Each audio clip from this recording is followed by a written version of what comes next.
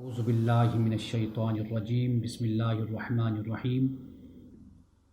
آج سورۃ آل عمران کا 11واں رکوع ہے اور اس سے متعلق 9 سوالات ہیں ہمارے پاس۔ پہلا سوال پہلی آیت سے متعلق ہے اور وہ یہ ہے کہ اللہ کے ڈرنے سے کیا مراد ہے، جبکہ وہ رحمان رحیم اور رؤوف بالعباد ہے۔ آیت یہ ہے کہ یا ایھا الذین آمنوا اتقوا اللہ حق تقاتہ، اے ایمان والو اللہ کا تقوی اختیار کرو جیسا کہ تقوی اختیار کرنے کا اس کا حق ہے۔ ولا تموتن الا وانتم مسلمون، اور نہ تم فوت ہو یا تمہیں موت آئے مگر اس حال میں کہ تم فرما بردار ہو، یعنی اللہ کی فرما برداری میں اور اللہ کے اطاعت میں موت آنی چاہیے تمہیں، یہ آیت ہے۔ اب یہ جو سوال ہے اس میں جو اشکال اور جو مشکل پیش آئی ہے وہ یہ ہے کہ تقوی کا ترجمہ ڈرنا کر دیا گیا ہے۔ عربی زبان میں ڈرنے کے لیے خوف کا لفظ استعمال کرتے ہیں، اور جبکہ تقوی میں جو اصل معنی ہے وہ ہے بچنا۔ قرآن مجید کی یہ بڑی مشہور اصطلاح ہے، اور شاید ہی قرآن مجید کا کوئی صفحہ ایسا ہو کہ جہاں پہ تقوی کا ذکر ہمیں نہ ملتا ہو۔ تو تقوی میں جو بنیادی معنی ہے، جو اس کا روٹ ہے، وہ ہے بچنا۔ یعنی مثال کے طور پر آپ دیکھیے کہ عربی زبان میں ہم کہتے ہیں کہ حفظ الشیء مما یؤذیہ ویضرہ، یعنی چیز کی یا شے کی اس سے حفاظت کرنا جو اسے تکلیف دے، جو اس کو نقصان دے۔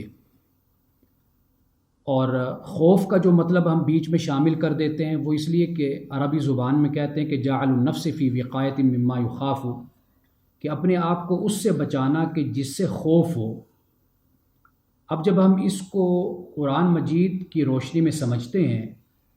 تو تقوی سے ہمیں یہ بات سمجھ آتی ہے کہ تقوی سے مراد یہ ہے کہ اپنے آپ کو دنیاوی اور اخروی، روحانی اور ایمانی نقصان سے اپنے آپ کو بچانا، یعنی وہ کام کہ جس سے انسان کی روح کو، انسان کے ایمان کو نقصان پہنچتا ہو، ان کاموں سے اپنے آپ کو بچانا جس سے اللہ سبحانہ و تعالیٰ کی ناراضگی ہوتی ہو، جس سے اللہ کی نافرمانی اور معصیت ہوتی ہو، ان کاموں سے اپنے آپ کو بچانا در حقیقت یہ تقوی ہے۔ تو اس لیے تقوی کا جو معنی ہے یہ وسیع ہے، یہ مفہوم بڑا وسیع ہے۔ اس میں آپ یہ کہہ سکتے ہیں کہ خوف اس طرح شامل ہو جاتا ہے کہ آپ اس بات کا ڈر رکھتے ہیں یا خوف رکھتے ہیں، اور اس خوف میں اپنے آپ کو ان کاموں سے بچاتے ہیں کہ جن کاموں سے آپ کو اللہ نے بچنے کا حکم دیا، یا جو کام آپ کی روح کے لیے، آپ کے اخلاق کے لیے، آپ کے باطن کے لیے نقصان دہ ہیں۔ لیکن جیسے جیسے آپ اپنا تزکیہ نفس کرتے ہیں تو یہ تزکیہ نفس در حقیقت آپ کو اس مقام پہ لاتا ہے کہ آپ پھر جان لیتے ہیں کہ کیا چیز آپ کے لیے نقصان دہ ہے اور کیا چیز آپ کے لیے فائدہ مند ہے۔ یعنی انسان کا باطن جب ایک آئینے کی طرح ہوتا ہے، یعنی انسان جیسے شیشہ ہے، آئینہ ہے، اس کو انسان صاف ستھرا کرتا ہے، چمکاتا ہے۔ اگر وہ میلا ہے تو پھر کچھ اس میں نظر نہیں آتا، اگر نظر بھی آتا ہے تو کوئی بڑی شے تو نظر آ جائے گی، لیکن جو چھوٹی شے ہوگی وہ نظر نہیں آئے گی۔ لیکن جب آپ آئینہ کو، مرر کو آپ چمکاتے ہیں تو پھر اس میں آپ کو سب کچھ نظر آتا ہے، پھر آپ کو احساس ہوتا ہے، آپ حساس ہو جاتے ہیں کہ اس میں چھوٹے سے چھوٹا داغ بھی نظر آ رہا ہوتا ہے۔ تو یہی معاملہ انسان کے نفس کا ہوتا ہے، باطن کا ہوتا ہے، کہ اگر انسان اس پر محنت کرتا ہے تو وہ محنت کیسے ہوتی ہے، پھر انسان کو یہ پتہ چلتا ہے کہ کون سے کام برے ہیں، کون سے کام معصیت والے ہیں، کون سے کام ہیں جن سے اللہ ناراض ہوتا ہے۔ تو یہ پھر احساس انسان کو گناہوں سے بچاتا ہے۔ تو یہ جو بچنے کا تصور ہے در حقیقت یہی تقوی ہے۔ ایک بات میں تقوی کے حوالے سے اکثر بیان کرتا رہتا ہوں، اور یہ بات مفسرین کرام نے بھی اس کو بیان کیا کہ تقوی وہ ہے جہاں اللہ تجھے دیکھنا چاہے وہاں پر تو موجود ہو، یعنی وہاں سے تو غائب نہ ہو، اور جہاں اللہ تجھے نہیں دیکھنا چاہتا تو وہاں پر نظر نہ آئے، یہ در حقیقت تقویٰ ہے۔ یعنی جو اللہ تجھے کرنے کا حکم دے تو وہ کرتا ہوا نظر آئے، اور اللہ جس سے تجھے منع کرے اس سے تو رکتا ہوا نظر آئے، تو یہ در حقیقت تقویٰ ہے۔ تو اس لیے تقویٰ کا یہ مطلب کہ صرف ڈر بیان کر دینا کہ اس کا مطلب ڈرنا ہے، تو یہ تقویٰ کے مفہوم کو بیان نہیں کرتا۔ تو اب آپ اندازہ کیجئے کہ جب یہ تقویٰ ہوگا، یعنی انسان میں گناہوں سے بچنا، اس کا ارادہ اور اس کا جذبہ اور اس کا احساس ہوگا، اور انسان بچے گا اور اس کو معلوم ہوگا کہ کیا میرے لیے نقصان دہ ہے، میری دنیا کے لیے اور میری آخرت کے لیے، تو یہ جو احساس انسان کے اندر پیدا ہوگا، یہ در حقیقت پھر اس کو تقویٰ کہا جاتا ہے۔ اب اس سے جو اگلی جز ہے اس سوال کی، وہ یہ ہے کہ اللہ تعالیٰ تو رحمان رحیم اور رؤوف بالعباد ہے۔ جب تقویٰ کا مطلب ہی میں نے بالکل مختلف بیان کر دیا ڈرنے سے، تو لہٰذا پھر یہ سوال بھی ختم ہو جاتا ہے۔ لیکن پھر بھی یہ بات یاد رکھیے کہ اللہ تعالیٰ رحمان رحیم ہے، رؤوف بالعباد ہے، لیکن وہ حکیم بھی ہے، وہ عادل بھی ہے، وہ خبیر بھی ہے، وہ بصیر بھی ہے، اس کی اور بڑی صفات ہیں۔ تو اگر انسان تقویٰ اختیار نہیں کرتا تو ظلم کا اور تعدی کا راستہ اختیار کرے گا، تو واضح بات ہے کہ وہ پھر عادل بھی تو ہے نا۔ اگر کسی کے ساتھ انسان ظلم کرے گا تو ایسا تو نہیں نا کہ اللہ تعالیٰ پھر یہاں پر وہ کہے کہ جی میں اس معنی میں رحیم و کریم ہوں جس معنی میں کہ انسان سمجھ رہا ہے، بلکہ اللہ تعالیٰ تو یہ فرماتا ہے کہ میرا عدل قائم کرنا اور ظالم کو سزا دینا، مجرم کو کیفر کردار تک پہنچانا، یہ بھی رحمت ہے، یہ بھی رحم ہے میرا۔ تو لہٰذا تو اللہ سبحانہ و تعالیٰ رحمان رحیم رؤوف بالعباد ہے، لیکن وہ حکیم بھی ہے، وہ حکمت والا ہے۔ جہاں پہ وہ انعام دیتا ہے تو وہ بھی اس کی حکمت ہے، جہاں پہ وہ سزا دیتا ہے وہاں پر اس کی حکمت موجود ہوتی ہے۔ تو یہ پہلا سوال ہے۔ اب اس کے بعد جو دوسری آیت ہے اس کو ہم پڑھتے ہیں، تلاوت کرتے ہیں، اور اس سے متعلق بھی چند سوالات ہیں، تو پھر اس پہ ہم بات کرتے ہیں۔ وَاعْتَصِمُوا بِحَبْلِ اللَّهِ جَمِيعًا وَلَا تَفَرَّقُوا، اللہ کی رسی کو تم سب مضبوطی سے تھامے رکھو، وَلَا تَفَرَّقُوا، تفرقہ میں مت پڑو، وَاذْكُرُوا نِعْمَتَ اللَّهِ عَلَيْكُمْ إِذْ كُنْتُمْ أَعْدَاءً، یاد کرو اللہ کی نعمت کو جو اس نے تم پر کی کہ جب تم تھے دشمن، فَأَلَّفَ بَيْنَ قُلُوبِكُمْ، تو اس نے تمہارے دلوں میں الفت کو پیدا کر دیا، فَأَصْبَحْتُمْ بِنِعْمَتِهِ إِخْوَانًا، اور اس کی نعمت کی وجہ سے تم بھائی بن گئے، وَكُنْتُمْ عَلَى شَفَا حُفْرَةٍ مِّنَ النَّارِ، اور تم تھے آگ سے بھرے ہوئے ایک گڑھے کے کنارے پر، وہاں پر تم موجود تھے، فَأَنْقَذَكُم مِّنْهَا، تو پھر اللہ نے تم کو اس سے بچا لیا، یعنی اس میں گرنے سے تمہیں بچا لیا۔ كَذَلِكَ يُبَيِّنُ اللَّهُ لَكُمْ آيَاتِهِ لَعَلَّكُمْ تَهْتَدُونَ، اس طرح اللہ تعالیٰ بیان کرتا ہے تمہارے لیے اپنی آیات کو تاکہ تم سیدھے راستے پر آ جاؤ۔ اب دوسرا سوال یہ ہے، اور دوسرے سوال کا تعلق بھی اسی تقویٰ والی آیت سے ہے کہ اللہ سے ڈرنے کا حق کیا ہے، یعنی کیسے معلوم ہو کہ ہم نے ڈرنے کا حق ادا کر دیا ہے۔ ہمیں یہ تو معلوم ہو گیا کہ تقویٰ سے ڈرنا مراد لینا، یعنی یہاں پر کافی نہیں ہے، جیسے میں نے پہلے بیان کر دیا۔ سوال اتنا ہے کہ اللہ سے ڈرنے کا حق کیا ہے، کیسے معلوم ہو کہ ہم نے ڈرنے کا حق ادا کر دیا۔ تو پہلے سوال سے یہ تو ہمیں معلوم ہو گیا کہ تقویٰ سے صرف ڈرنا مراد نہیں لیا جا سکتا، یہ کافی نہیں ہے۔ اب سوال یہ پیدا ہوتا ہے کہ حق کیسے تقویٰ، اللہ کے تقویٰ کا حق کیسے ادا ہو۔ قرآن مجید نے ایک اور مقام پر اس بات کو اس طرح بیان کیا ہے، سورۃ التغابن ہے، 64 نمبر سورت ہے اور آیت نمبر ہے 16۔ اللہ پاک نے فرمایا کہ فَاتَّقُوا اللَّهَ مَا اسْتَطَعْتُمْ، تم اللہ کا تقویٰ اختیار کرو جتنی بھی تم استطاعت رکھتے ہو، یعنی جتنی بھی تم کوشش کر سکتے ہو اتنا اللہ تعالیٰ کا تم تقویٰ اختیار کرو۔ تو یہاں پر اب آپ دیکھ لیجئے کہ اللہ سبحانہ و تعالیٰ نے انسان کی استطاعت کو بیان کر دیا۔ جیسے قرآن نے کہا کہ اللہ تعالیٰ کسی نفس کو اس کی وسعت سے بڑھ کر تکلیف نہیں دیتا، تو انسان کو اللہ تعالیٰ نے یہ فرمایا ہے کہ جتنی بھی تمہاری وسعت ہے، استطاعت ہے، کیپیسٹی ہے، تمہاری طاقت ہے، اتنا تم اللہ سے ڈرنے کی کوشش کرو۔ اب اس آیت کو مکمل کر لیتے ہیں۔ اس میں فرمایا کہ واسمعوا، اور سنو، واتیو اور اطاعت کرو، وانفقوا خیر لانفسکم خرچ کرو، یہ خرچ کرنا تمہارے اپنے لیے بہتر ہے، ومن یوق شح نفسہ اور وہ لوگ کہ جنہوں نے اپنے نفس کو حرص سے بچا لیا، کنجوسی سے بچا لیا، بخل سے بچا لیا، تو فرمایا فاولئک هم المفلحون، تو یہی لوگ فلاح والے ہیں۔ ایک تو یہ بات سمجھ آ گئی کہ اللہ تعالیٰ بیان یہ فرماتا ہے کہ اللہ کا تقوی اختیار کرو جتنی بھی تم استطاعت رکھتے ہو۔ اب وہ استطاعت اللہ تعالیٰ نے بیان کر دیا کہ اللہ کا تقاضا انسان سے اس کی وسعت سے بڑھ کر نہیں ہے، اللہ تکلیف ہی اتنی دیتا ہے، انسان آنسریبل اور مکلف ہی اتنا ہے کہ جتنا انسان کر سکتا ہے۔ پہلی بات تو یہ ہو گئی۔ اور دوسری بات یہ ہے کہ جب اللہ تعالیٰ یہ فرماتا ہے کہ اللہ کا تقوی اختیار کرو جیسا کہ حق ہے اس کے تقوی کو اختیار کرنے کا، تو آگے خود فرما دیا وَلَا تَمُوتُنَّ إِلَّا وَأَنْتُمْ مُسْلِمُونَ، کہ تمہیں موت آئے تو اس حال میں آئے کہ تم فرما بردار ہو۔ یہ بھی در حقیقت تقوی کے حق کو اللہ تعالیٰ نے خود بیان کر دیا کہ اللہ کے تقوی کا حق یہ ہے کہ تمہاری موت اس حال میں آئے کہ تم مسلمان ہو، مسلم ہو، اللہ کے فرما بردار ہو۔ یعنی اگر ایک انسان اللہ کے فرما برداری میں زندگی گزارتا ہے، اس کی اطاعت میں، انقیاد میں، اللہ کے تعلق میں اپنی زندگی کو بسر کرتا ہے اور سب مشن میں زندگی کو بسر کرتا ہے، تو در حقیقت اس نے تقوی کا حق ادا کر دیا۔ اب جب اس نے تقوی کا حق ادا کیا تو واضح بات ہے کہ اس حق کی ادائیگی کی کوئی لمٹ نہیں ہے۔ اب لمٹ وہی ہے جو ایک انسان کی اپنی لمٹ ہوتی ہے، تو اللہ تعالیٰ انسان سے اس کی اسی لمٹ اور استطاعت کے متعلق ہی سوال کرے گا کہ تم اتنی استطاعت یا اتنی طاقت رکھتے تھے کہ تم اس حد تک تم تقوی اختیار کرتے، تو تم نے اختیار کیا تو ٹھیک، نہیں اختیار کیا تو پھر اس کے مقابلے میں خدا کی طرف سے سزا ہے۔ تو گویا کہ انسان کے لیے اللہ سبحانہ و تعالیٰ نے اسی لمٹ کو اور استطاعت کو یہاں پر بیان کر دیا۔ تو خود بخود قرآن پاک کی جب ایک آیت اور دوسری آیت کو ہم جوڑ کر پڑھتے ہیں تو مفہوم بالکل خود بخود واضح ہو جاتا ہے، یعنی کوئی بھی اس میں پوشیدگی نہیں رہتی، کوئی پردہ نہیں رہتا۔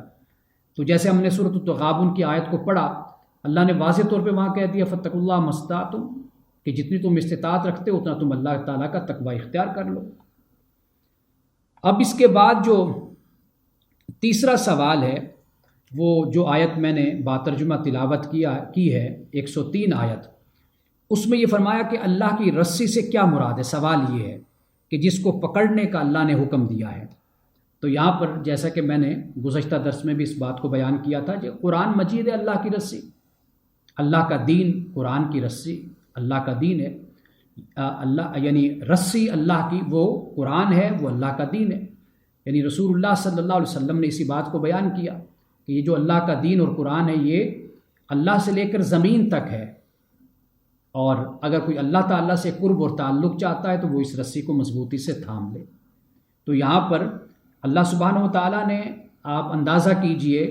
کہ یہ اس بات کو واضح کر دیا کہ یہ اللہ کا دین ہی ہے کہ جو اللہ سے بھی جوڑے رکھتا ہے، خدا سے، اور مخلوق خدا سے بھی اللہ کا دین جوڑے رکھتا ہے۔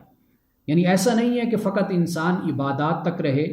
اور یہ سمجھے کہ میں نے اللہ کے دین کے تقاضوں کو پورا کر دیا یا اس کی منشا کو پورا کر دیا، نہیں، بلکہ اللہ کے دین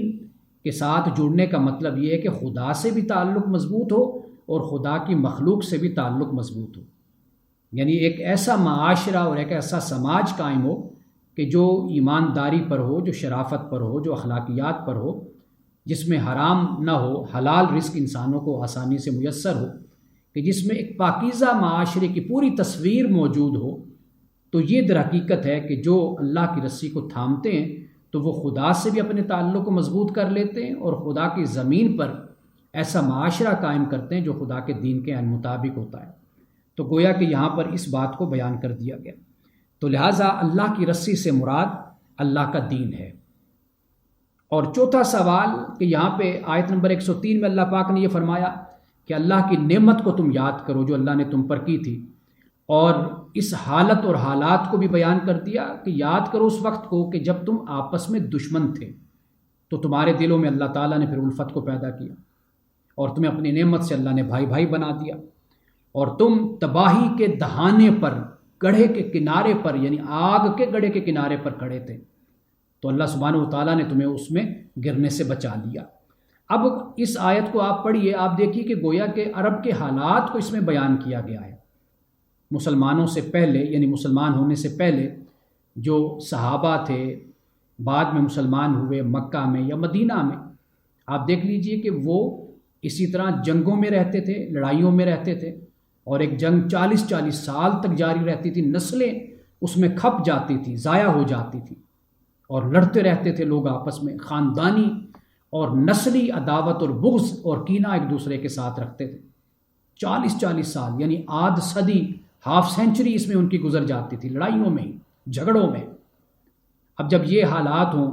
تو وہاں پر پھر آپ دیکھیے جہاں پر جنگیں ہوتی ہیں تو وہاں پر پھر کیا ہوتا ہے؟ آبادی کا نقصان ہوتا ہے، رزق ختم ہو جاتا ہے، امن ختم ہو جاتا ہے، وہاں پہ ترقی رک جاتی ہے، سارے معاملات بالکل سٹاپ ہو جاتے ہیں۔ جب ایسی صورتحال ہو تو اللہ پاک پھر یہ فرماتا ہے کہ تم تو تباہی کے دہانے پر تھے۔ آپ ذرا اس ایک آیت کو لیجیے 103 کو، اور پھر پوری تاریخ جو عرب کی ہے اسلام سے پہلے اس کو پڑھ کر دیکھ لیجیے۔ قبائل آپس میں، امیہ، بنو امیہ، قریش، بنو ہاشم، بنو عدی، اور کتنے قبائل تھے جن کی آپس میں لڑائیاں ہی رہتی تھیں۔ بے شک ان کے دادا دادی ایک تھے، نانا نانی ایک تھے، یعنی ان کی جو جڑ تھی، بنیاد تھی، وہ ایک تھی، لیکن آگے جا کر ان کے قبائل بنے تو وہ آپس میں لڑتے رہتے تھے۔ تو قرآن پاک کی اس آیت نے گویا کہ عرب کی پوری تاریخ کو بیان کر دیا، اور جب اسلام آیا تو پھر یہ ساری جنگیں اور یہ قبائل اور یہ قریش اور یہ ہاشم اور یہ مختلف بنو امیہ، یہ آپ دیکھ لیجئے کہ یہ ساری عصبیتیں ختم ہو گئی، دب گئی تھیں، تعصب ختم ہو گیا تھا، سب اسلام کی لڑی میں پروئے گئے تھے، اسلام کی بنیاد پر اتحاد و اتفاق سے رہتے تھے، پیار محبت سے رہتے تھے۔ سارے جھگڑے، ساری لڑائیاں، ساری جنگیں ان کی ختم ہو گئی۔ تو در حقیقت اس آیت میں اس بات کی طرف اشارہ کیا، تو گویا کہ اللہ تعالیٰ نے اس کو اپنی نعمت قرار دیا ہے، امن کو، سلامتی کو، اتحاد کو، اتفاق کو۔ اور جو امن اور سلامتی اور اتحاد اتفاق جہاں پہ نہیں ہوتا تو گویا کہ وہاں پر پھر اللہ سبحانہ و تعالیٰ کی نعمت بھی نہیں ہوتی۔ اب آپ دیکھیے، جیسے میں نے اشارہ کیا، ایک تو قبائل کی نفرت،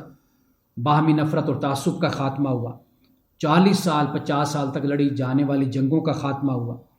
اور اس آیت کے نزول سے تقریباً کوئی 3-4 سال پہلے مدینہ کے لوگ مسلمان ہوئے تھے۔ اب جو لوگ مسلمان ہوئے، اوس اور خزرج کے قبیلے تھے، یہ 16 سال سے ان کی لڑائیاں چل رہی تھیں، لیکن جب یہ لوگ مسلمان ہو گئے، یہ قبائل مسلمان ہوئے، تو پھر ان کی آپس کی جو دشمنیاں تھیں اور جو عداوتیں تھیں وہ ختم ہو گئیں۔ تو گویا کہ اس ایک آیت میں اللہ سبحانہ و تعالیٰ نے عرب کی پوری تاریخ کو بیان کر دیا، اور صحابہ کہ جو مختلف قبائل سے اور مختلف خاندانوں سے اور نسلوں سے تعلق رکھنے والے لوگ تھے، ان کی نسلیت اور عصبیت اور یہ جو تعصبات تھے یہ سارے ختم ہو گئے۔ پھر وہ مسلمان ہوئے اور خود کو انہوں نے صرف مسلمان ہی کہلایا، اور پھر بھائی بھائی بن کر رہے، ہر موقع پر ایک دوسرے کی مدد کی، وہ جنگ ہے، وہ امن ہے،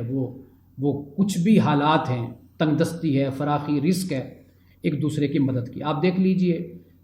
جسے ہم مواخات مدینہ کہتے ہیں، اب وہ مواخات مدینہ میں اگر آپ ذرا ڈیپلی اس کا مطالعہ کریں گے، آپ دیکھیں گے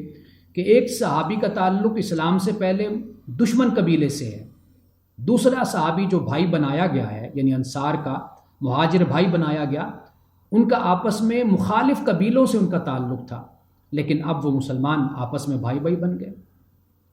ایک دوسرے کے خون کے پیاسے تھے، جان کے پیاسے تھے، لیکن اسلام قبول کرنے کے بعد وہ آپس میں بھائی بھائی کہلائے، اور ایسے ایسے ایثار اور قربانی کے مظاہرے کیے، وہ سیرت کی کتابوں میں اور صحابہ کی تاریخ میں موجود ہیں۔ یعنی اگر جنگ ہوتی ہے اور آواز دی جاتی ہے العطش کی کہ مجھے بہت پیاس لگی ہے، میرا منہ سوکھ کر کانٹا ہو گیا، کوئی ہے جو مجھے ایک گھونٹ پانی پلا دے، زخمی پڑا ہوا ہے مجاہد، لیکن جیسے پانی اس کے پاس لایا جاتا ہے تو وہ جب سنتا ہے کہ میرے کسی اور بھائی کی یہی آواز آئی ہے العطش کی کہ مجھے پیاس لگی ہے، مجھے کوئی پانی پلا دے، تو وہ مجاہد کہتا ہے کہ میں نے نہیں پینا، میرے بھائی کو جا کر دو۔ اسی طرح وہ اس کے پاس جاتا ہے، پھر کسی کی آواز آتی ہے، وہ پانی لے کر پھر اس کے پاس جاتا ہے، اور جب وہ اس کے پاس پہنچتا ہے تو اس مجاہد کی شہادت ہو چکی ہوتی ہے، وہ پھر آتا ہے دوسرے کے پاس، اس کی بھی شہادت ہو چکی، تیسرے کے پاس آیا، وہ بھی شہید ہو گیا۔ لیکن پانی ویسے کا ویسا رہ گیا۔ لیکن دیکھیے ایثار و قربانی کا مظاہرہ، یہ وہ لوگ تھے کہ جو مختلف قبائل سے تعلق رکھنے والے تھے، ایک دوسرے کے دشمن تھے، لیکن پھر دیکھیے کہ کس طرح ایثار و قربانی کی اعلیٰ مثالیں ان لوگوں نے قائم کی تھیں۔ تو یہ در حقیقت اللہ سبحانہ و تعالیٰ نے اس آیت میں اس طرف اشارہ کر دیا۔ اوس و خزرج، ان قبائل، ان دو قبیلوں کی تاریخ کو آپ پڑھ کر دیکھ لیجئے تو آپ کو اندازہ ہو جائے گا۔ اب اس کے بعد جو سوال نمبر 5 ہے وہ آیت نمبر 104 سے متعلق ہے کہ امت سے کیا مراد ہے، اور جسے امر بالمعروف اور نہی عن المنکر کا حکم دیا گیا ہے، کیونکہ تمام کلمہ گو مسلمانوں کو امت مسلمہ یا امت محمدیہ قرار دیا جاتا ہے، تو کیا یہ دعوت ہر فرد پر واجب ہے؟ معروف و منکر میں کیا چیزیں شامل ہیں؟ سب سے پہلے تو آیت کی تلاوت کرتے ہیں جس سے متعلق یہ سوال ہے، وَلْتَكُن مِّنكُمْ أُمَّةٌ يَدْعُونَ إِلَى الْخَيْرِ، اور تم میں سے ایک جماعت ہونی چاہیے کہ جو خیر کی طرف بلائے، اور وَيَأْمُرُونَ بِالْمَعْرُوفِ وَيَنْهَوْنَ عَنِ الْمُنكَرِ، اور نیکی کا حکم دے اور برائی سے روکے، وَأُولَٰئِكَ هُمُ الْمُفْلِحُونَ، اور یہ وہ لوگ ہیں کہ جو فلاح پانے والے ہیں۔ یہ آیت نمبر 104 ہے۔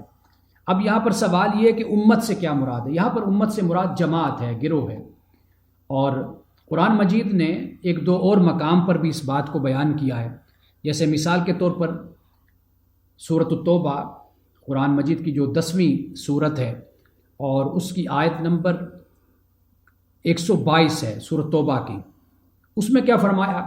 وَمَا كَانَ الْمُؤْمِنُونَ لِيَنْفِرُوا كَافَّةً فَلَوْلَا نَفَرَ مِنْ كُلِّ فِرْقَةٍ طَائِفَةٌ لِيَتَفَقَّهُوا فِي الدِّينِ وَلِيُنذِرُوا قَوْمَهُمْ إِذَا رَجَعُوا إِلَيْهِمْ لَعَلَّهُمْ يَحْذَرُونَ،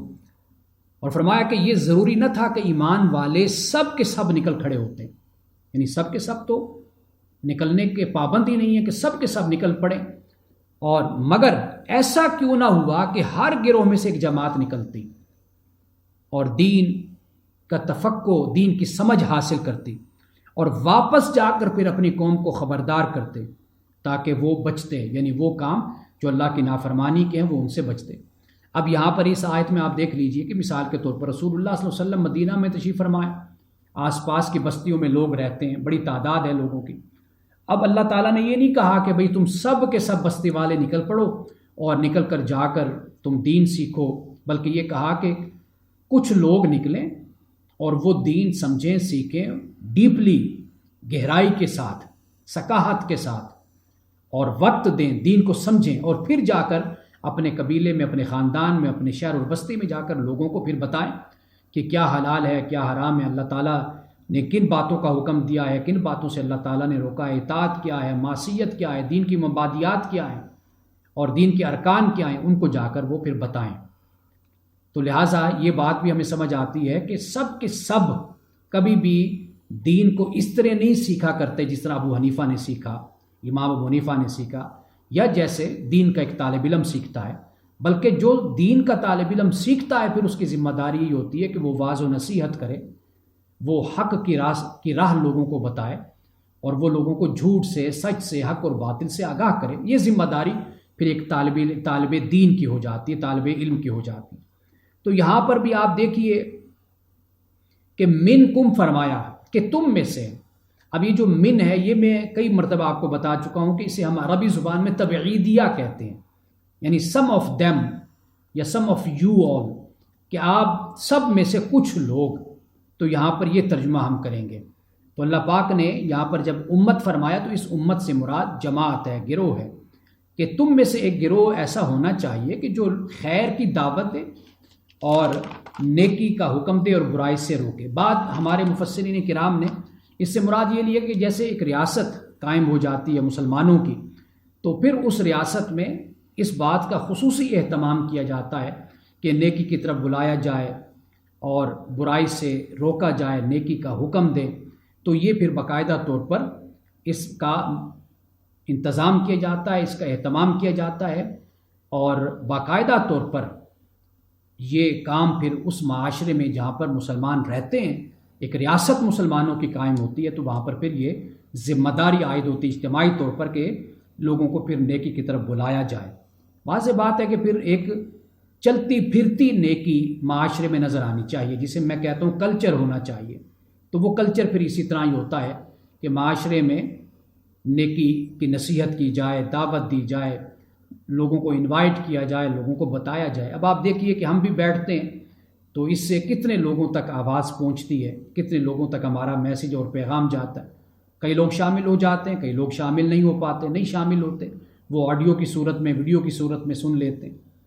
یا بہرحال کوئی شریک نہیں بھی ہوتا، کانوں میں ایک آواز تو جاتی ہے نا کہ قرآن کا درس ہو رہا ہے، قرآن کی بات ہو رہی۔ تو یہ ایک کلچر، ایک ماحول ہے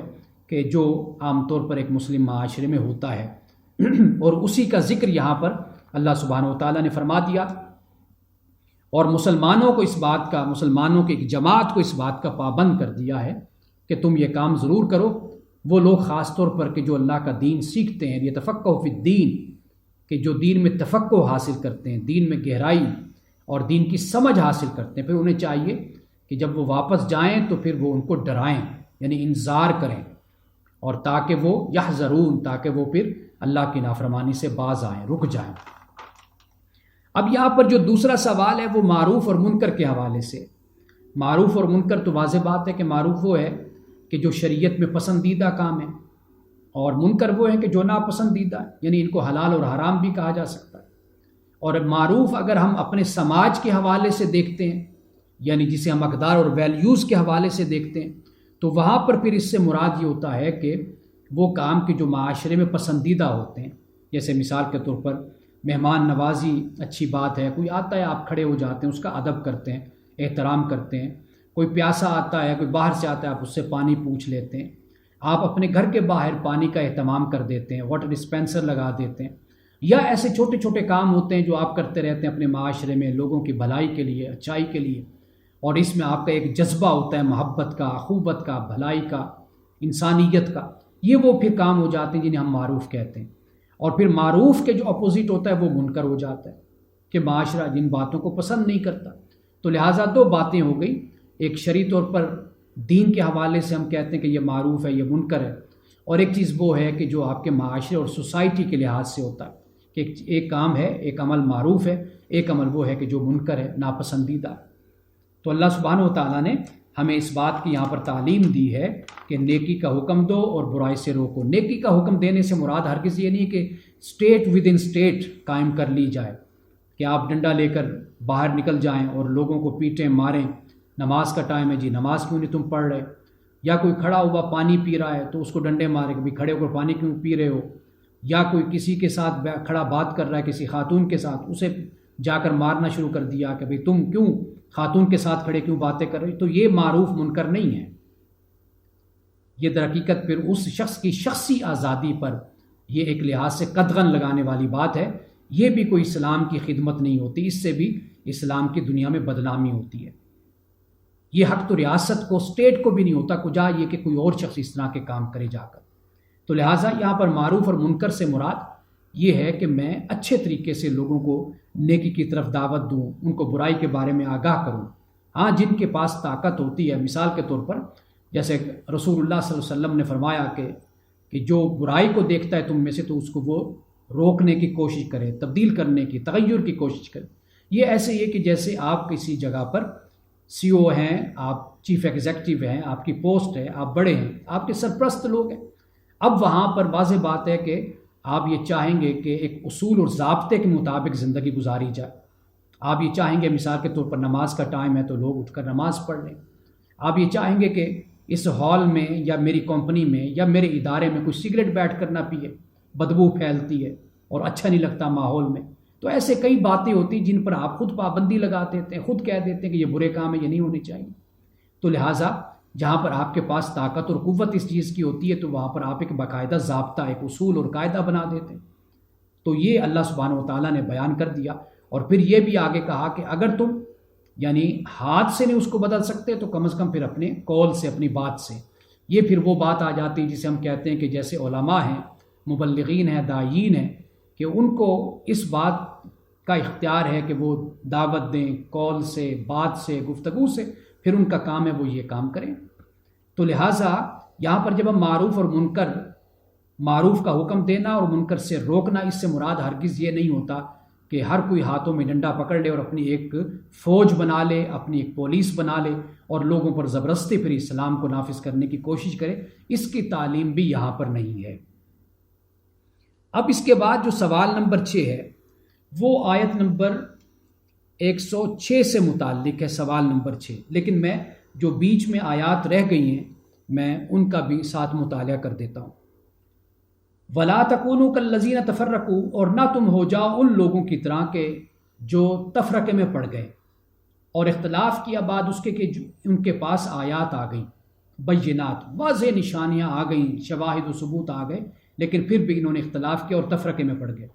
فرمایا وَأُولَٰئِكَ لَهُمْ عَذَابٌ عَظِيمٌ، اور یہ وہ لوگ ہیں کہ ان کے لیے بڑا عذاب ہے۔ اس کے بعد فرمایا یوم تبیض، لیکن یہ سوال 105 سے ہی متعلق ہے، میں سوال دہرا دیتا ہوں، ترجمہ میں نے آپ کے سامنے رکھ دیا ہے۔ فرمایا کہ سوال یہ ہے کہ آیت نمبر 105 میں حکم ہے ان کی طرح نہ ہو جاؤ جنہوں نے نشانیاں آ جانے کے بعد تفرقہ ڈالا۔ سوال یہ کہ یہ کن لوگوں کی طرف اشارہ ہے اور انہوں نے کیا تفرقہ ڈالا تھا اور وہ نشانیاں کیا تھیں؟ اچھا، اب اس سے مراد انبیاء کی ساری امتیں، انبیاء علیہ السلام جن امتوں کی طرف آئے، حضرت آدم علیہ السلام سے لے کر رسول اللہ صلی اللہ علیہ وسلم تک، جن امتوں کی طرف، جن قوموں کی طرف، اقوام کی طرف انبیاء علیہ السلام آئے، وہ سب کے سب اس سے مراد ہیں۔ لیکن تفرقے میں پڑنا اور اختلاف کرنا وہ یہ ہے کہ مثال کے طور پر دین کی مبادیات ہیں، دین کی بنیاد ہے، ان کو چھوڑ دیا اور فروعات میں الجھ گئے اور فروعات میں ہی جھگڑا ڈال کر بیٹھ گئے، اور اسی طرح پھر ان کو اس بات کی سمجھ ہی نہیں آئی کہ خدا نے در حقیقت ان کے سپرد کیا کیا تھا، ان کو اپنی کیا امانت دی تھی، ان سے کیا عہد لیا تھا۔ وہ ایسے فروعات میں، یعنی فروعات سے مراد یہ ہے کہ جو ضمنی مسائل ہیں، چھوٹے موٹے مسائل، ان مسائل میں الجھ کر رہ گئے، اور جو بڑے مسائل ہیں، مبادیات دین ہیں، ارکان دین ہیں، عقائد ہیں، اخلاقیات ہیں، ان کو بلا بیٹھے، ان کو چھوڑ دی، بلکہ ان فروعات اور ان جزیات کی بنیاد پر، چھوٹے مسائل کی بنیاد پر اپنے اخلاق کو بھی خراب کر بیٹھے اور اپنے عقائد کو بھی بگاڑ بیٹھے، بدعات اور خرافات کا شکار ہو گئے۔ جیسے قرآن مجید میں کئی اور مقام پر اس بات کو بیان کیا، سورۃ الحج میں جیسے فرمایا ان ھذی امتکم امۃ واحدہ، کہ انبیاء علیہ السلام کی جو امت ہے یعنی جماعت، یہ ایک جماعت ہے، اور فرمایا وانا ربکم فاعبدون، میں تمہارا رب ہوں، میری عبادت کرو۔ لیکن پھر کیا ہوا؟ وتقطعوا امرهم بینہم زبورا بینہم کل حزب بما کل الینا راجعون، فرمایا پھر اس کے بعد کیا ہوا؟ انہوں نے اپنے دین کو پھر ٹکڑے ٹکڑے کر ڈالا، اور یہ وہ سب لوگ ہیں کہ جو میری طرف، ہماری طرف لوٹنے والے ہیں۔ اب یہاں پہ الفاظ توجہ طلب ہیں، وتقطعوا امرهم بینہم، کہ اپنے دین کو آپس میں انہوں نے ٹکڑے ٹکڑے کر ڈالا۔ اور اسی طرح اللہ پاک نے فرمایا کہ من الذین فرقوا دینہم وکانوا شیعا، کہ یہ وہ لوگ ہیں کہ جنہوں نے اپنے دین کو تفرقے میں ڈال دیا، ٹکڑے ٹکڑے کر دیا اور گروہ بن گئے۔ کل حزب بما لدیہم فرحون، اور ہر گروہ اپنی طرف سے خوش ہے کہ جی ہم حق پر ہیں اور دوسرا باطل ہے۔ تو یہ ہے اصل اللہ سبحانہ و تعالیٰ نے جو یہاں پہ فرمایا تفرقوا واختلفوا، تفرقے میں پڑ گئے اور واضح نشانیاں ثبوت آنے کے بعد بھی اختلاف میں پڑ گئے۔ اب وہ یہ تھا، اللہ نے فرمایا کہ میرے انبیاء علیہ السلام سب کے سب وہ ایک جماعت ہے، امت واحدہ ہے، لیکن اب ان کے جو پیروکار آگے ہیں وہ در حقیقت پھر تفرقے میں پڑے، انہوں نے پھر مسلک بنا لیے، فرقے بنا لیے، اور پھر اپنی طرف سے یہ سمجھ لیا کہ جی میں ہی حق پر ہوں، باقی سب باطل اور جھوٹ پر ہیں۔ تو لہٰذا یہاں سے جب اللہ نے فرمایا کہ تم نہ ہو جانا ان لوگوں کی طرح کہ جنہوں نے تفرقہ کیا اور اختلاف کیا، تو ایک بات اللہ تعالیٰ نے ہمیں روکا، لیکن بدقسمتی سے آپ دیکھیے کہ ہم بھی دین سے جڑے ہوئے نہیں رہے۔ اب تو بلکہ دین کی بات اور قرآن کی بات کرنا یہ در حقیقت اب ہمارے معاشرے میں بالکل نامانوس اور اجنبی آواز ہو گئی ہے، اور اگر کوئی قرآن کی بات کرتا ہے، دین کی بات کرتا ہے، تو نعوذ باللہ اس کے بارے میں خیال کیا جاتا ہے کہ یہ شخص گمراہ ہے۔ یہ صورتحال ہمارے معاشرے کی ہے۔ تو اللہ کا دین تو ایک ہی ہے، آگے آ کر پھر لوگوں نے اس میں تفرقہ ڈال لیا۔ پہلی امتوں نے بھی ایسا ہی کیا تھا۔ اللہ تعالیٰ نے ہمیں بھی منع کیا کہ بھئی دوسرے لوگوں کی طرح، دوسری امتوں اور قوموں کی طرح تم نہ ہو جانا کہ جنہوں نے واضح شواہد اور گواہیاں آنے کے باوجود بھی انہوں نے اختلاف پیدا کر لیا اور تفرقے میں پڑ گئے تھے، اور فرمایا ان کے لیے بڑا عذاب ہے۔ اب اس کے بعد جو سوال نمبر 7 ہے، اس کا تعلق ہے آیت نمبر 6 سے۔ پہلے ترجمہ پڑھتے ہیں۔ فرمایا یوم تبیض وجوہ وتسود وجوہ، کہ جس دن کئی چہرے ایسے ہوں گے جو روشن ہوں گے، وتسود وجوہ، اور کئی چہرے ایسے ہوں گے کہ جو سیاہ ہوں گے۔ فَأَمَّا الَّذِينَ اسْوَدَّتْ وُجُوهُهُمْ، پس بہرحال وہ لوگ کہ جن کے چہرے سیاہ ہوں گے، اکفرتم بعد ایمانکم، کہ کیا تم نے انکار کیا بعد اپنے ایمان کے، فذوقوا العذاب بما کنتم تکفرون، تو چکھو عذاب کو بوجہ اس کے کہ تم انکار کرتے تھے، کفران نعمت کرتے تھے۔ یعنی اب اللہ تعالیٰ نے یہاں پر دیکھیے کہ اکفرتم، یہ فرمایا کہ جو لوگ کفر کرنے والے ہیں، ایمان ان کے پاس آیا، تو یہ وہ لوگ ہیں کہ جن کے چہرے سیاہ ہوں گے اور ایمان والوں کے چہرے چمک رہے ہوں گے۔ آیت نمبر 107 میں فرمایا وَأَمَّا الَّذِينَ ابْيَضَّتْ وُجُوهُهُمْ، اور بہرحال وہ لوگ کہ جن کے چہرے روشن ہوں گے تو وہ اللہ کی رحمت میں ہوں گے، هُمْ فِيهَا خَالِدُونَ، اور یہ اس میں ہمیشہ رہیں گے۔ اب سوال کیا ہے؟ سوال یہ ہے کہ آیت نمبر 106 چہروں کے سیاہ اور سفید ہونے سے کیا مراد ہے، اور جس کو کفر و ایمان اور عذاب و ثواب سے مناسبت دی گئی ہے، چہرے کا سیاہ اور سفید ہونا تو ایک طبعی چیز ہے، نہ کہ اخلاقی اور روحانی۔ یعنی بہت سے سفید چہرے والے بدکار اور سیاہ چہرے والے نیکوکار ہوتے ہیں، ہم خود اس کا مشاہدہ کرتے ہیں۔ اب سوال یہ کہ قرآن مجید نے سیاہ چہرے والوں کو برائی کے ساتھ مناسبت کیوں دی ہے؟ تو یہاں پہ یہ بات یاد رکھ لیجئے کہ سب سے پہلے تو ہم 2 مقام قرآن مجید سے باترجمہ ہم اس کی تلاوت کرتے ہیں۔ ایک تو فرمایا لِكُلِّ امْرِئٍ مِّنْهُمْ يَوْمَئِذٍ شَأْنٌ يُغْنِيهِ وُجُوهٌ يَوْمَئِذٍ مُسْفِرَةٌ ضَاحِكَةٌ مُسْتَبْشِرَةٌ وَوُجُوهٌ يَوْمَئِذٍ عَلَيْهَا غَبَرَةٌ تَرْهَقُهَا قَتَرَةٌ أُولَٰئِكَ هُمُ الْكَفَرَةُ الْفَجَرَةُ۔ یہ سورۃ عبس ہے، 80 نمبر آیت ہے، سورت ہے، اور اس کی آیت نمبر ہے 37 سے لے کر 42 تک۔ فرمایا کہ قیامت کی صورتحال کو بیان کیا گیا۔ فرمایا کہ ان میں سے ہر شخص اس دن اپنے سوا کسی کی پرواہ نہیں کرے گا، یعنی قیامت کے دن ایسی صورتحال ہوگی جیسے ہم نے سورۃ الحج میں پڑھا کہ حاملہ خاتون کا حمل گر جائے گا، وہ دودھ پلاتی ہوئی اپنے بچے کو چھوڑ دے گی، یعنی یہ حالت ہوگی قیامت کے دن۔ تو فرمایا اپنے سوا اس کو کسی کی پرواہ نہیں ہوگی۔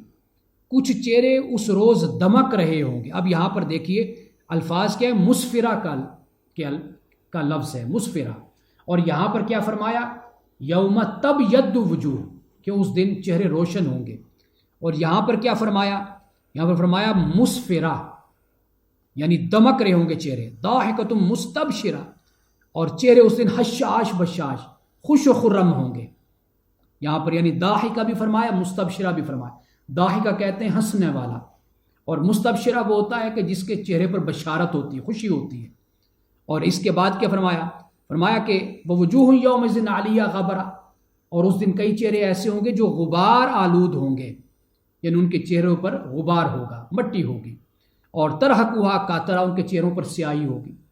أُولَٰئِكَ هُمُ الْكَفَرَةُ الْفَاجِرَةُ، یہ وہ لوگ ہیں کہ جو کافر ہوں گے اور نافرمان ہوں گے۔ اب یہاں پر روشن کہنے کے بجائے مسفرہ فرمایا کہ دمک رہے ہوں گے، ضاحکہ فرمایا ہنس رہے ہوں گے، چہک رہے ہوں گے، اور پھر کیا فرمایا، ضاحکۃ مستبشرہ، یعنی وہ چہرے کے ان پر خوشیوں کے اظہار ہو، ظاہر ہوگی خوشی ان کے چہرے پر۔ اور اسی طرح سورۃ الغاشیہ میں کیا فرمایا، فرمایا وجوہ یومئذ خاشعہ،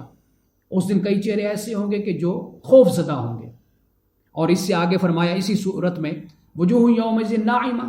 کہ اس دن کئی چہرے ایسے ہوں گے جو بارونق ہوں گے، ناعمہ یعنی نعمت سے، یعنی نعمت اگر انسان کے پاس نعمت ہوتی ہے تو انسان کے چہرے سے جھلکتی ہے، نظر آتی ہے نعمت، خوش و خرم ہوتا ہے انسان، بارونق ہوتا ہے، چہرہ دمک رہا ہوتا ہے۔ تو اب آپ یہ دیکھیے کہ یہاں پر تو اللہ تعالیٰ نے روشن یا سفید ہونے کی بات کی ہے، لیکن مختلف مقامات پر اللہ تعالیٰ نے مختلف الفاظ کے ساتھ در حقیقت ان کے اس احساس کو بیان کیا ہے کہ مومنین جب خوشی کی حالت میں ہوں گے قیامت کے دن تو ان کے چہرے اس طرح چمک رہے ہوں گے، روشن ہوں گے، دبک ہو رہے ہوں گے، ان کے چہرے بارونق ہوں گے، خوشیوں کا اظہار ہوگا چہروں پر۔ اور دوسری طرف جو چہرے ہوں گے وہ در حقیقت ان کے اندر مایوسی، پشیمانی، ان کے اندر پچھتاوا ہوگا، جیسے قرآن پاک نے کئی مقام پر ان کے پچھتاوے کو بیان بھی کیا کہ کاش ہمیں پھر واپس دنیا میں بھیج دیا جائے، پھر ہم اچھے کام کریں، یا کاش ہم مٹی ہوتے، آج انسان نہ ہوتے، خدا کی بارگاہ میں ہمیں جواب نہ دینا پڑتا۔ تو یہ اسی طرح ہے دنیا میں، جب انسان پر کوئی غم گرتا ہے، غم آتا ہے، آپ دیکھیے اس بیچارے کا چہرہ کیسے ڈھلک جاتا ہے بالکل، اور اس کا چہرہ کس طرح سیاہ پڑ جاتا ہے۔ تو گویا کہ یہ انسان کے ایک فطری اثرات اور آثار ہیں جن کو قرآن پاک نے بیان کیا ہے۔ تو اس کا تعلق کوئی گورے اور سیاہ کالے سے نہیں ہے اس کا تعلق۔ اور اسی طرح آپ دیکھیے سورۃ النحل میں یہ آیت تو میں نے بہت دفعہ تلاوت کی کہ وَإِذَا بُشِّرَ أَحَدٌ بِالْأُنثَىٰ ظَلَّ وَجْهُهُ مُسْوَدًّا وَهُوَ كَظِيمٌ، کہ جب ان میں سے کسی کو بیٹی کی بشارت دی جاتی ہے تو پھر کیا ہوتا ہے؟ ظَلَّ وَجْهُهُ مُسْوَدٌّ، اس کا چہرہ جو سیاہ پڑ جاتا ہے، اور ظَلَّ وَجْهُهُ مُسْوَدًّا وَهُوَ كَظِيمٌ، اور وہ گھٹا گھٹا سا ہو جاتا ہے۔ اب یہاں پر آپ دیکھیں کہ مسود فرمایا، سیاہ ہو جاتا ہے، تو گویا کہ یہ اس کے احساسات، یعنی جو انسان کے اندر ہوتا ہے، باطن میں ہوتا ہے، وہ سب کچھ انسان سامنے نظر آ جاتا ہے۔ در حقیقت اس بات کو یہاں پر بیان کیا گیا، تو اس کا تعلق نعوذ باللہ کسی نسل سے نہیں ہے، کسی رنگ سے نہیں ہے، کسی عصبیت سے نہیں ہے، کسی گروہ سے نہیں ہے، تو اس کا تعلق بالکل اس بات سے نہیں ہے۔ اور دوسری بات یہ بھی یاد رکھیے کہ جن چیزوں میں انسان کا اختیار ہے، انسان اسی کا اللہ کی بارگاہ میں جواب دے، اور جن معاملات میں انسان کا اختیار نہیں ہے ان معاملات میں وہ اللہ کی بارگاہ میں جواب دے بھی نہیں ہے۔ انسان کی رنگت کا گورا ہونا، یا انسان کی رنگت کا گندمی ہونا، یا انسان کی رنگت کا سیاہ ہونا، یہ اللہ تعالیٰ کی طرف سے، یہ انسان کا کوئی اختیار نہیں ہے۔ تو جس پہ انسان کا اختیار نہیں ہے وہ معاشرے میں کبھی معیار بلندی یا معیار تفوق نہیں بنتا، برتری کا معیار وہ نہیں قرار پاتا۔ اللہ پاک نے سورۃ الحجرات میں یہ فرمایا ان اکرمکم عند اللہ اتقاکم، کہ تم میں سے زیادہ عزت والا اللہ کے نزدیک وہ ہے جو زیادہ متقی پرہیزگار ہے۔ اب چونکہ متقی پرہیزگار ہونا یہ میرے اور آپ کے اختیار میں، تو لہٰذا اللہ تعالیٰ نے اس کو معیار بنایا۔ اللہ تعالیٰ نے اس بات کو ہرگز معیار نہیں بنایا کہ جو انسان کے اختیار میں نہیں ہے۔ باقی انسان کی مرضی ہے، اور انسانی تاریخ کو پڑھ کر دیکھیے کہ جنہیں معیار نہیں ہونا چاہیے انسانوں نے اس کو معیار بنا لیا، تفوق کا، برتری کا اور سپریورٹی کا۔ مثال کے طور پر دولت کا ہونا، اس کو معیار بنا دیا گیا، انسان کے حسب نسب کو معیار بنا لیا گیا، انسان کے عہدے اور منصب کو معیار بنا لیا گیا۔ یہ اللہ تعالیٰ نے نہیں کہیں معیار بنایا۔ اللہ تعالیٰ نے معیار انسان کے تقوی، انسان کے کردار اور اس کے اخلاق کو بنایا ہے۔ یہ بنیادی باتیں اس کو ذہن میں رکھنی چاہیے۔ یعنی اگر کسی کے پاس دولت ہے، کسی کے پاس نہیں ہے، تو جس کے پاس نہیں ہے تو اس کا کیا قصور ہے؟ یا وہ کم تر ہے دولت کے لحاظ سے، یا منصب کے لحاظ سے، یا شکل و صورت کے لحاظ سے، یہ اس کے اختیار میں نہیں ہے، تو لہٰذا اسے معیار بھی نہیں بنایا گیا۔ معیار بنایا گیا ایمان کو اور عمل صالح کو، تقوی کو، جسے قرآن پاک نے بیان کیا ہے۔ تو لہٰذا اس طرح کی بات در حقیقت قرآن کی تعلیمات کے بالکل مخالف ہے، اسلام کی تعلیم کے بالکل مخالف ہے۔ رسول اللہ صلی اللہ علیہ وسلم نے حجۃ الوداع کے موقع پر یہ فرما دیا تھا کہ اے لوگو، بے شک تمہارا رب ایک ہے اور تمہارا باپ بھی ایک ہے، یعنی آدم۔ اور یہ فرمایا کہ بے شک عربی کو عجمی پر، گورے کو کالے پر، اور کالے کو گورے پر کوئی فوقیت حاصل نہیں ہے سوائے تقوی کے۔ یہاں پر بھی اب آپ دیکھیے کہ رسول اللہ صلی اللہ علیہ وسلم نے تقوی کو بیان کیا ہے۔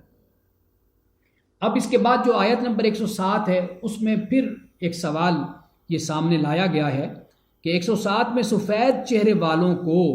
اللہ کی رحمت میں کیوں قرار دیا گیا ہے؟ سفید چہرے والوں کو، روشن چہرے والوں کو کیوں قرار دیا گیا؟ اس کی وجہ یہاں پر خود قرآن نے بیان کر دیا کہ جو قیامت کے دن پریشان حال ہوں گے، جن کے چہرے سیاہ ہوں گے، چہرے اترے ہوئے ہوں گے، فرمایا یہ وہ لوگ ہوں گے جو کفر کرنے والے ہوں گے، اور جن کے چہرے روشن ہوں گے، دمک رہے ہوں گے، چمک رہے ہوں گے، خوش ہوں گے، بارونق ہوں گے، یہ وہ لوگ ہوں گے جو ایمان اور عمل صالح کرنے والے ہوں گے، تو لہٰذا یہ اللہ کی رحمت میں ہوں گے۔ تو یہ اللہ کی رحمت در حقیقت ان کے لیے انعام ہے، اور عذاب کافروں کے لیے یعنی جہنم کافروں کے لیے عذاب ہے۔ اب اس کے بعد جو سوال نمبر 9 ہے اور آخری سوال ہے، اور وہ یہ ہے کہ رکوع کی آخری آیت میں ہے تمام امور اللہ کی طرف لوٹائے جاتے ہیں، اور امور کا اللہ کی طرف لوٹنا اس سے مراد کیا ہے؟ پہلے ہم ان آخری 2 آیات کی تلاوت کر لیتے ہیں، پھر اس کے بعد میں اس کا جواب دیتا ہوں۔ فرمایا تلک آیات اللہ نتلوہا علیک بالحق، یہ اللہ کی آیات ہیں، ہم ان کی آپ پر حق کے ساتھ تلاوت کرتے ہیں، پورے توازن کے ساتھ اور صحیح تلاوت کرتے ہیں۔ وَوَاللَّهُ يُرِيدُ ظُلْمًا لِلْعَالَمِينَ، اور اللہ تعالیٰ عالمین کے لیے ظلم نہیں چاہتا، اللہ تعالیٰ ظلم کا ارادہ نہیں کرتا۔ یعنی جہاں پر اللہ تعالیٰ نے سزا اور جزا کو بیان کیا، انعام اور عذاب کو بیان کیا، تو وہاں پہ اللہ تعالیٰ نے اس بات کو ضرور بیان کیا کہ اللہ تعالیٰ اپنے بندوں پر ظلم نہیں چاہتا، وہ ظلم کا ارادہ نہیں کرتا۔ یہاں پر فرمایا کہ اقوام عالم کے لیے اللہ تعالیٰ ظلم کا ارادہ نہیں کرتا۔ اب یہ کیوں فرمایا؟ یعنی اس تصور کو اور اس اشکال کو اور اس اعتراض کو دور کر دیا کہ کوئی یہ نہ کہے کہ اللہ سبحانہ و تعالیٰ اپنے بندوں کو سزا دیتا ہے یا عذاب دیتا ہے۔ تو اللہ تعالیٰ نے بتا دیا کہ ان کے لیے میدان بھی کھلا تھا، ان کے لیے مہلت بھی تھی، مدت بھی تھی، سب کچھ تھا، ان کے لیے بار بار وحی بھی اتری، آیات بھی ان کو بتائی گئیں، بالکل کھلم کھلا علی الاعلان ان کو ہر چیز کے بارے میں بتا دیا گیا، لیکن اس کے باوجود بھی وہ لوگ باز نہیں آئے۔ تو آخر میں پھر اللہ تعالیٰ نے فرمایا کہ اللہ تعالیٰ کا جو ارادہ اور اس کی مشیت ہے وہ رحمت ہی کی مشیت ہے، وہ اپنے بندوں پر شفقت ہی کی مشیت ہے، اپنے بندوں کے ساتھ بھلائی ہی کی مشیت ہے۔ یعنی اللہ کے نزدیک سپریورٹی، اللہ کے نزدیک پریورٹی جو ہے، ترجیح جو ہے، وہ اسی بات کو ہی حاصل ہے کہ اللہ یہ چاہتا ہے کہ اس کے بندوں کو ہدایت ملے، رہنمائی ملے، وہ جنت میں جائیں، جہنم میں نہ جائیں۔ یہ اللہ تعالیٰ چاہتا ہے، یہ اللہ کی مشیت ہے، لیکن بندے خود ہی اپنے لیے جہنم کا انتخاب کرتے ہیں۔ تو اس لیے اللہ سبحانہ و تعالیٰ جب جہنم کا ذکر کرتا ہے، عذاب کا ذکر کرتا ہے، تو اس بات کو باور کرا دیتا ہے کہ اللہ تعالیٰ نہیں چاہتا اپنے بندوں پر ظلم کرنا، ان کے ساتھ کسی قسم کی زیادتی ہو۔ ہاں، اللہ اگر ان کو عذاب بھی دیتا ہے، سزا بھی دیتا ہے، تو یہ بھی عدل کے مطابق دیتا ہے، ان کے اعمال کے مطابق دیتا ہے۔ اور اس کے بعد جو آخری آیت ہے جس کے متعلق سوال ہے، وَلِلَّهِ مَا فِي السَّمَاوَاتِ وَمَا فِي الْأَرْضِ، اور اللہ ہی کے لیے جو کچھ آسمانوں میں اور جو کچھ زمین میں ہے، وَإِلَى اللَّهِ تُرْجَعُ الْأُمُورُ، اور اللہ ہی کی طرف تمام امور لٹائے جائیں گے۔ اب یہاں پر جو یہ فرمایا کہ تمام امور اللہ کی طرف لٹائے جائیں گے، اس سے مراد یہ ہے کہ تمام معاملات اللہ ہی کی بارگاہ میں، اللہ کے حضور تمام معاملات کو پیش کیا جائے گا۔ اب وہ معاملات کیا ہیں؟ وہ حق اور باطل کے معاملات ہیں، وہ اختلافات ہیں، وہ تفرقہ بازی ہے، اور وہ رسالت کا انکار ہے، نبوت کا انکار ہے، وہ جھگڑے ہیں، وہ فساد ہیں، وہ حقوق اللہ اور حقوق العباد کی پامالی ہے،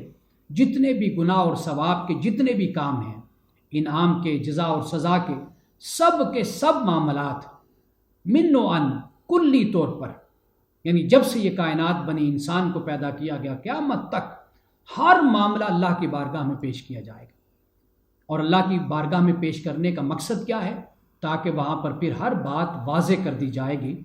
اور کلیئر کر دیا جائے گا، بتا دیا جائے گا کہ تم جن معاملات میں جھگڑتے تھے، تم آپس میں اختلاف کرتے تھے، تفرقہ کرتے تھے،